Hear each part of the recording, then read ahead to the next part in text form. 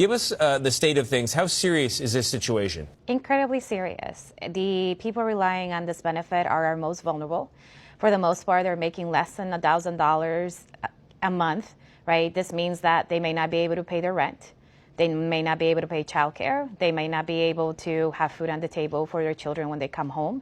And this will set them back. These are individuals who are living paycheck to paycheck, veterans, older adults, people with disabilities who are counting on this fund. It's, this program is supposed to be supplemental, but for many people, this is their sole food budget. What do you make of the USDA saying they're not going to release emergency funds to cover the SNAP shortfall? And if they were to release the funds, would it cover everything? It would cover a portion of it. But USDA also has other types of access. They have the authority to do so. They utilized it for WIC, where they funded it for $300 million. There's Section 32, which has billions of dollars as well to be able to cover the $2 billion or $3 billion that would be needed in order to cover whatever's now left in the contingency funding.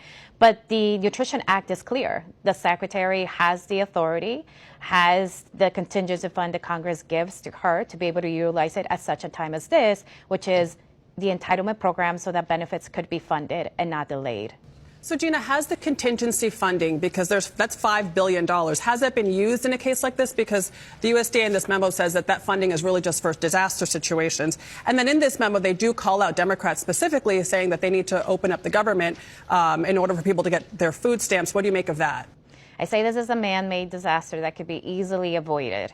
Regardless of what's going on in the shutdown, that's why Congress gives, both parties, gives the Secretary the authority to be able to utilize this contingency funds. And they're currently using them to pay administrative funding. Because remember, the benefit amounts, that always comes from the government, and USDA and the states cover 50 and 50% the administrative costs. So that contingency fund is currently being used for that. So there's no reason for them to not be able to utilize the rest of the funding to cover SNAP benefits and utilize other Section 32 or CCC funding in order to make sure that people's benefits get there on time. So what do you say to people who say that this is a political move? People are not chess pieces, right? These are individuals who are not going to, their landlord's not going to say, oh, I'm sorry that the Secretary of Agriculture is not utilizing her authority to be able to issue funds. People are going to have to make hard choices. And it would just, again, remind individuals that it's a contract that you enter when you sign that application, that you will receive these benefits. It's never happened in the history,